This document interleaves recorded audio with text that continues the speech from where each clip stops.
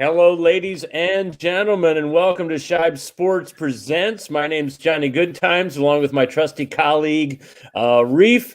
We are absolutely thrilled and honored to have today's guest.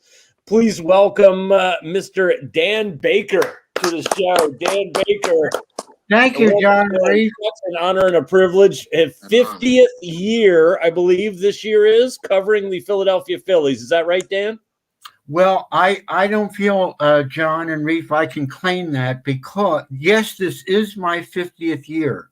Mm-hmm. However, and part of the reason that I have this mask on is that due to a health challenge last year, which would have been my 49th year as Phillies PA announcer, I wasn't able to announce any regular season games.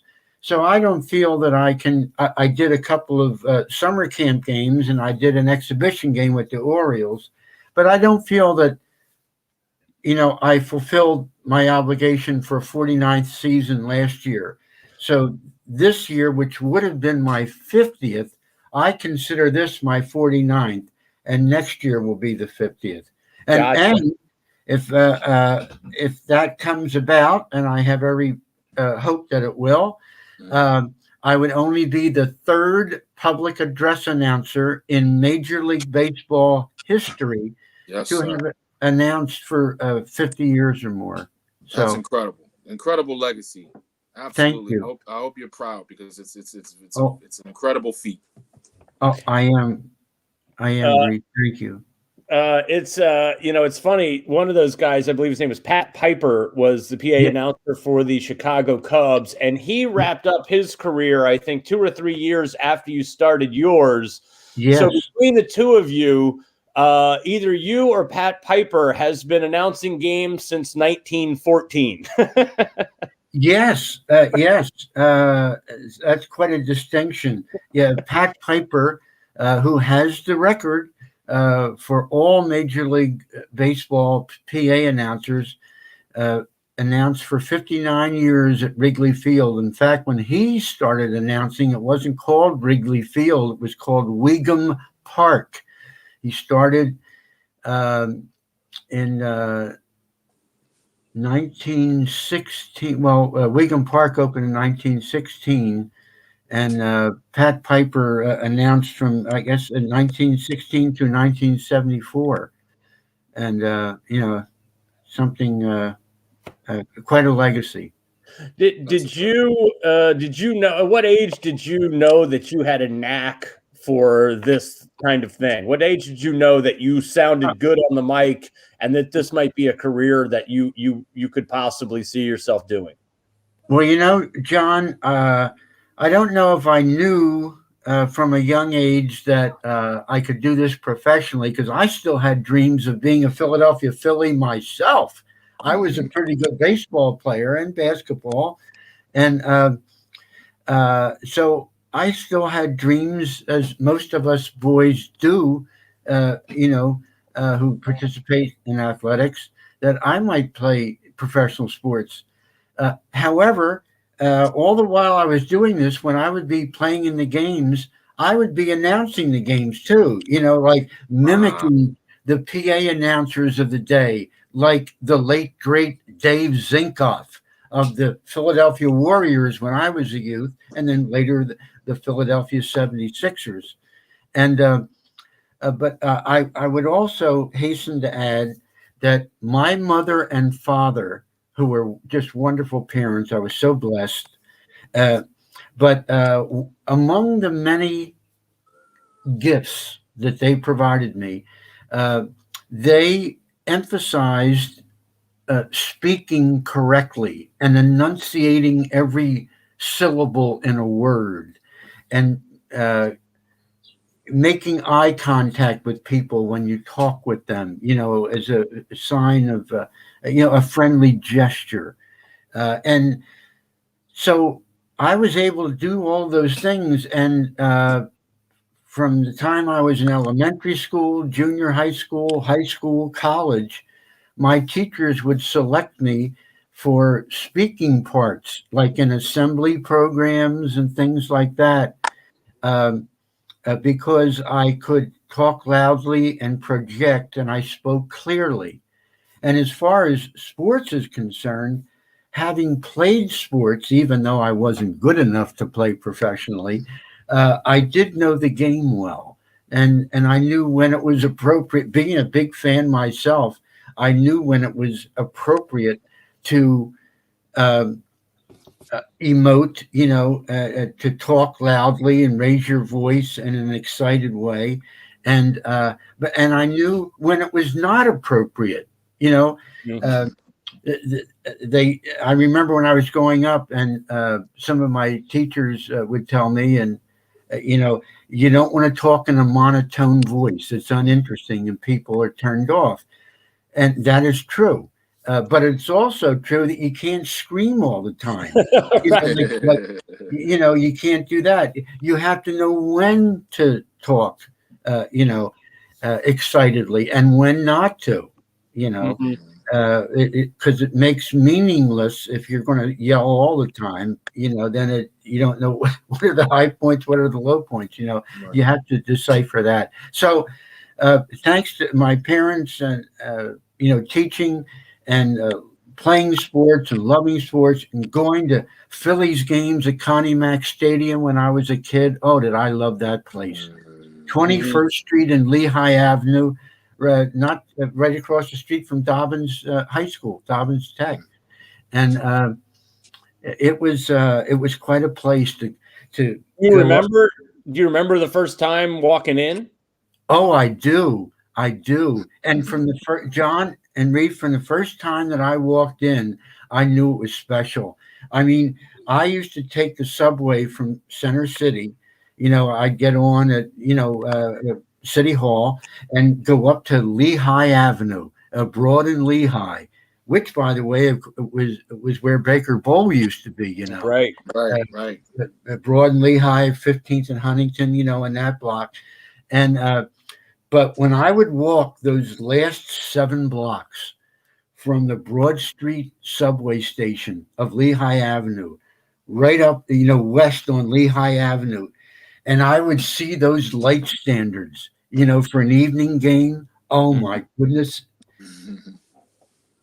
I was so excited. And then when you get inside and you hear all the sounds of the ballpark, and the concessionaires and the kids yelling, "We want to hit," and all that stuff. And you could smell the cigar smoke and the hot dogs and the sausage sandwiches. And oh my gosh. And then all of that green grass in the middle of the city, so beautiful, so immaculate, and then there they were out there, some of the greatest players in the game.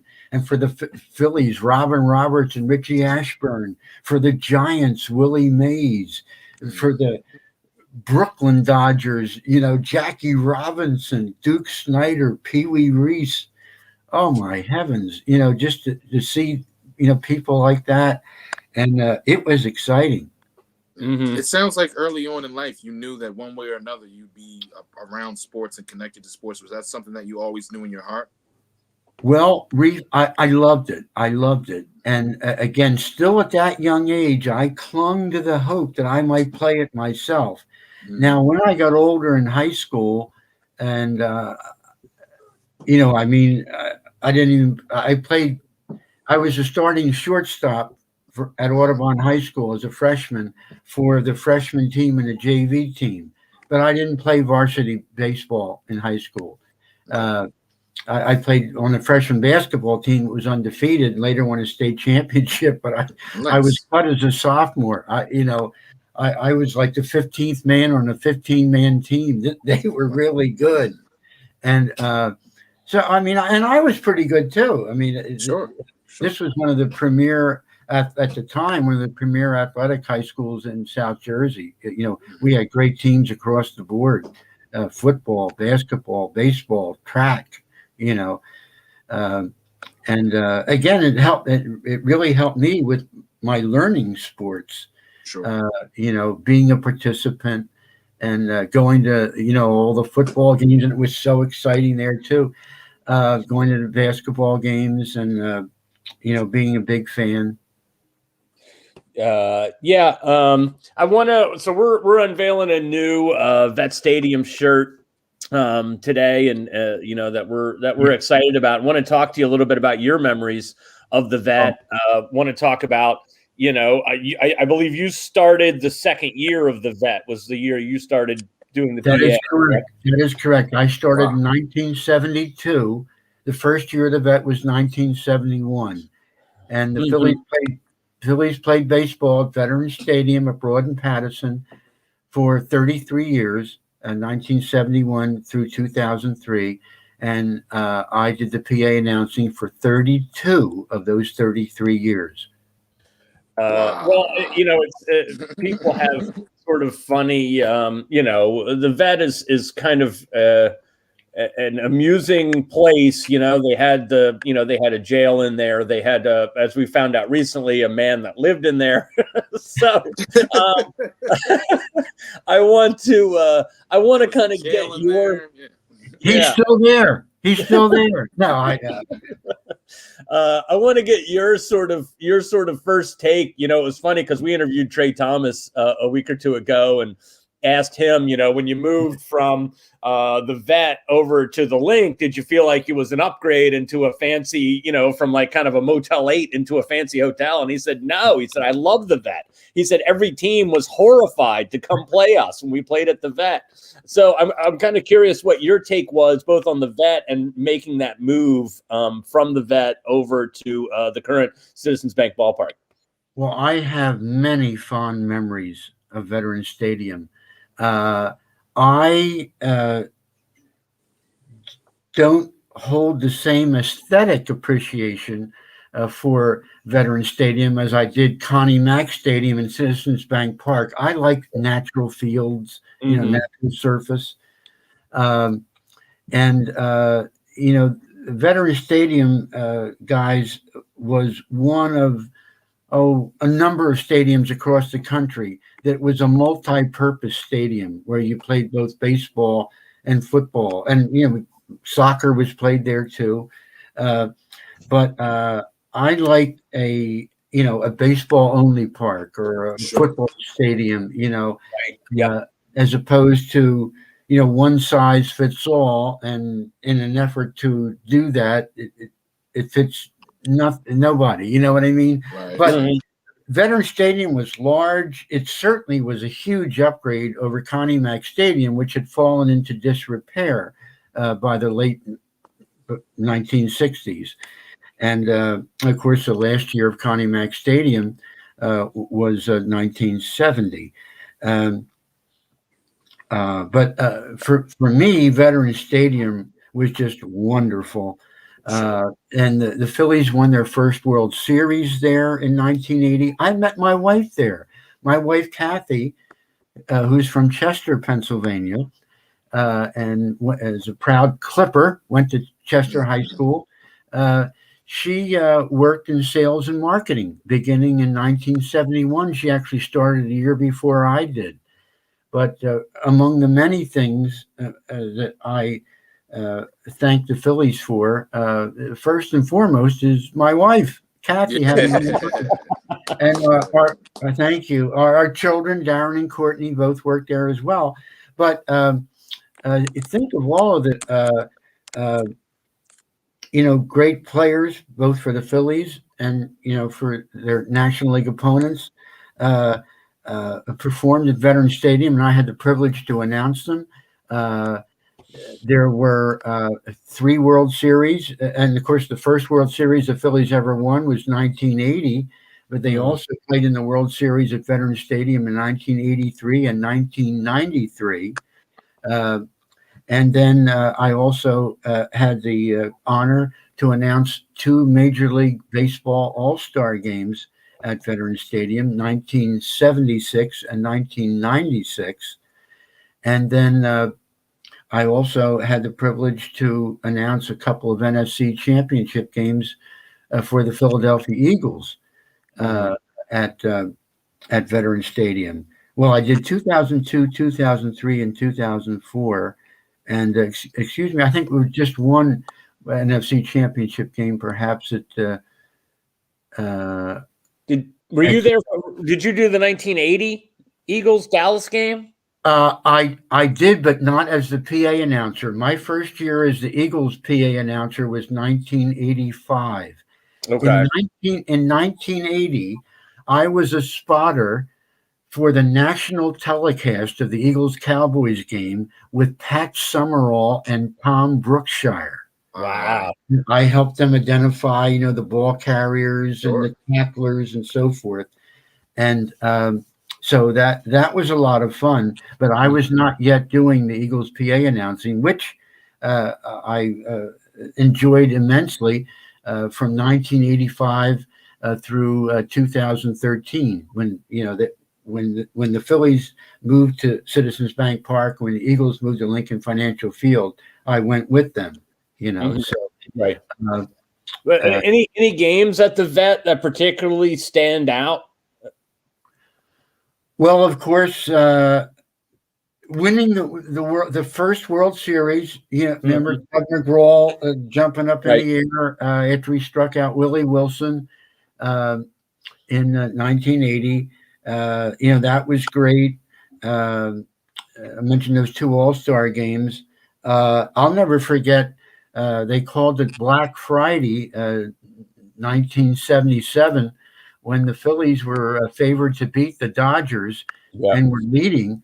And then there was an unfortunate series of events, like in the ninth inning of that Friday game, and the Phillies ended up losing that game. But I'll just never forget the call in the ninth inning of that game when Davey Lopes, who later became a very good Phillies coach, and was one of the fastest players in all of Major League Baseball, and he hit a ball that was smashed, and Mike Schmidt just missed coming up with it. It tipped his glove, and it went over to the shortstop hole, and Larry Boa barehanded that ball, barehanded it, and threw in one motion to Richie Hebner at first base, and they nipped Davey Lopes. But the umpire, Bruce Fremming, a very good umpire, incidentally, although he missed this one, he called Davey Lopes safe, and I think he did what many people might have done in that situation. He figured, look, this is one of the fastest runners in baseball. He just hit a ball that caromed off the third baseman to the deep shortstop hole. There's no way that you can throw out one of the fastest runners. He's got to be safe. But if we had replay, then it would have shown he was out. I'll tell you, I'm so impressed with the fact that you can remember these plays and these names. I can't remember anything from 2 days ago. How do you keep all that up in that massive brain of yours, sir? Do you have a system or? Yeah, well, thank you for saying I have a massive brain. I'm not so sure about that. I have a selective memory, Reef. But these things are just embedded. It was so exciting. Growing up, one of my favorite photos, by the way, is me interviewing Wilt Chamberlain. Wilt was one of my heroes growing up, and what a player he was! I'll never forget, him dunking the ball over Bill Russell at Convention Hall. Of course, there's a big hospital now there, HUP, part of the hospital of the University of Pennsylvania system. But I'll just never forget, some of those. They called him Richie then, but Rich Allen preferred to be called Dick Allen, and but he, hitting balls over the rooftop of left field at Connie Mack Stadium. My goodness. Yeah, that's a feat. Oh man, it is. But those World Series games at the Vet, the NFC Championship game against Tampa. Which, oh my gosh, I never heard it louder than with the kick return, and then Deuce Staley went in for a touchdown, and Eagles took that lead. I thought we were on our way, and Tampa had never won. I think when it was above or when it was below 40 degrees, I thought, oh boy, this is going to be great. The vet was shaking, as I said, I was a spotter for the 1980 game when the Eagles beat the Cowboys and advanced to the Super Bowl. But in that year, 2002, I was the PA announcer, and I'm telling you, the room where we were, working from, it was shaking. Deuce Staley scored, and the great kick return by Brian Mitchell. The opening kickoff all the way back to the 20 or whatever it was, and it was just, you could feel it was like an earthquake. It was so loud. I'll never forget that. And I can remember announcing tackle number 92, Reggie White. Donovan McNabb had a lot of great years for the Eagles there. Sure. I announced Ron Jaworski, as quarterback number 7, and a lot of great Eagles memories there. And I remember. Dan, I wonder with you're in a game, or you're on the mic in a game like that, or a game, or the 2008 World Series, and let's be honest, you're from around here. There's no cheering in the press box, but we know. But how are you able to have a certain inflection and a certain voice without sort of betraying your fandom, but at the same time we know you're excited? How are you able to kind of walk that line in a game where the place is just electric? Well, I have to remember, John and Reef, that my first responsibility is to those fans. I have a job to perform, and that is to properly identify accurately and concisely, who the participants are, who the batter is, or if there's a pinch hitter or there's a defensive substitute, or in football, you have to properly identify who it is that's carrying the ball, or who made the tackle. So if I get hung up in a moment and I'm screaming and shouting and you can't understand what I'm saying, I'm doing a disservice to the fans. I'm not helping them. Right. And when Bill Giles hired me, he said, remember now, you're not the star of the show. Those players are the star of the show. Your job is to announce them, introduce them, get in and get out, and let the game tell the story. And I try to do that. Now, when that microphone is off, I'm off.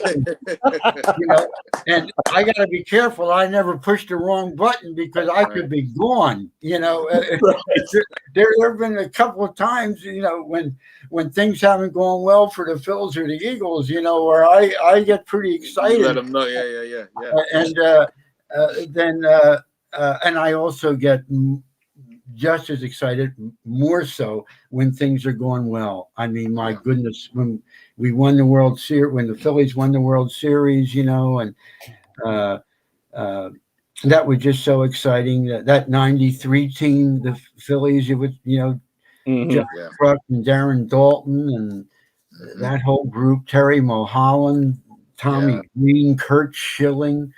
That was a pretty good team. And just so many great stars over the years, and how, well, I know this is about the vet, but Jimmy Rollins, Chase Utley, Ryan Howard group, 2007 to 2011 at Citizens Bank Park. My God. Yeah. Oh, that was awesome. That's great times. That's probably the best era of Phillies baseball. And I would say the second would have been, in the 70s with Schmidt, Luzinski, Boa, Carlton, Trio. Taco. Oh man, what a group that was. Yeah, and that had to be fun too, because that team was so bad in the early '70s when you were just getting started, and just to see them improve, and finally get that payoff in 1980 must have been pretty satisfying as a fan. Oh, it really was. And I'll tell you what else is really special, John and Reef, when we have Wall of Fame night. When we have Wall of Fame night, and I have a chance to introduce again some of the greatest. Right. Number 32, Steve Carlton. Yeah. 20, third baseman Mike Schmidt. Sure. Number 15, third baseman Dick Allen. Awesome. You know, now I had a chance to introduce Dick when he came back for his second tour of duty with the Phillies. Right. Yeah. And that would have been 75 and 76. And, you know, he was, I showed you his bat. I have one of Dick Allen's bats. Right. And you always had a good relationship with the players and the coaches and stuff. They always showed much respect and vice versa, I assume. Yeah, you know, I'm real good friends with Greg Luzinski and Art Mahaffey, who was one of the stars at Connie Mack Stadium. You know, he was a member of that starting rotation in the '64 team that just missed. Yeah. The famous team that had a 6.5 game lead with 12 to go. It was led by Dick Allen and Johnny Callison, Jim Bunning, Chris Short. But they just missed. But I get to meet just about all of them, but I don't have like deep friendships with everybody. It's really, but you know, certainly a casual, a friendly relationship. And when I see them on the field, I'd always wave. And you know, I saw Jimmy Rollins was in just a couple of weeks ago to do the TV one weekend for the Phillies. This year, and you know, he came over and gave me a big hug. He saw, you know, I saw him, he saw me, you know, and I remember introducing him on the field before the games, you know, and I would, when sometimes he'd be out there running, and when I introduced his name and starting lineup, I would point to him, you know, he'd point back to me, so it's been a great honor getting to know some of them. And, any favorite players? Well, Greg Luzinski certainly is a favorite. I try not to have my favorites tend to be the ones that give me the most fun announcing. Number 12, second baseman Mickey Morandini. There we go. I was gonna ask him to do that before we got off. So he beat me much. I wanted to hear that one again. Here's another one that I love saying. Number 53, right fielder Bobby Abreu. Abreu, yeah. There you go. And you like that alliteration, Dan? Yes. Yeah, so, you know, with the polysyllabic words, the multiple syllables, you know, you can do more, you know, in the vocal interpretation of saying their name. You can do a lot more with Greg Luzinski than you can with Bob Boone, you know, and Bob, you know, and so it's not a question of, you know, maybe liking one player more than another, but how you can say their name, you know, can be more fun. It seems like the more syllables, the more fun it can be, and there's more things you can do with it. But I mean, I try to put as much energy as I have into every introduction, whether it's a big star or whether it's a bench player, you know. Right. And you had a story, Dan, when we talked to you last time when you were at the store a couple years ago, and I wanted to get it on the record if you wouldn't mind. It was about the Philadelphia Blazers. Hockey team. Well, we're kind of going way off here. We've been talking a lot of baseball, a little football. We're going off a little bit, but this is a pretty fun story because I believe you were the PA announcer for that short-lived franchise. Is that right? I sure was. In fact, I've got a hockey puck. I have some. I don't know if you know. See that Big Five logo over my shoulder here? Yeah. You know? Yeah. I mean, I've got some pretty neat things here. Right. I feel so. Growing up in Philadelphia, I love the city. I love the people here. I root for all the teams. Right. I root for all the sports. But the Blazers, my goodness, Derek Sanderson, Johnny McKenzie, Bernie Parent, they were a pretty good team. But the memorable one was that first game, right, where they handed out the red hockey pucks to all the fans that came through, and then they had some technical difficulties. Is that right? Well, the ice. Bill Friday, the referee, skated over to me and he said, "The only thing this ice is good for is making a gin and tonic." Because as you would try to skate on it, the feet, the skates would go right through it. It wasn't strong enough. I don't know why. What the technical problem was, but there was a full convention hall. I think they called it the Civic Center then at 34th and Civic Center Boulevard, now a hospital. And so here's a full Civic Center. And of course, this is the same place, Reef, where the 76ers play. That's where, in 66, 67, they had one of the greatest NBA teams of all time. Wilt Chamberlain, Luke Jackson, Billy Cunningham, Wally Jones, Hal Greer. Oh, man. But anyway, so here is the first night of the Philadelphia Blazers. All these people, and they give out these hockey pucks. I'm going to get a hockey puck before I leave and to show you. I have one right over here.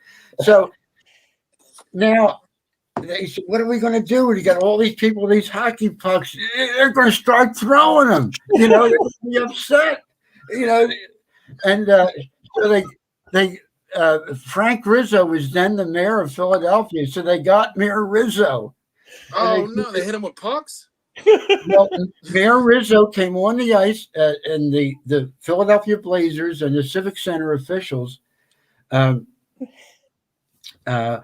asked the mayor to go out to center ice and to make an announcement that the game would not be played.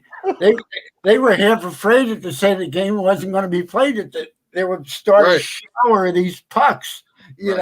Somebody might get hurt. So sure enough, the mayor comes out. Ladies, he was a big fella and he had a commanding voice. So he's saying he's trying to be diplomatic about it, and but he concludes by saying, "Unfortunately, we have a technical problem. It'll be corrected, and in the next couple of days or weeks, we'll be able to have home games again. But for tonight, this game is canceled." Oh my gosh! People started booing, and they're throwing these pucks. I'm in the the little booth where you do the PA announcing from. Fortunately, there's the plexiglass, right? So I could lean into it, so I don't have to worry about getting bombarded. But oh my gosh. You have to be at that point. You have to still be a pro, right? Like you have to say, "Please stop throwing objects onto the ice." Right. Yeah.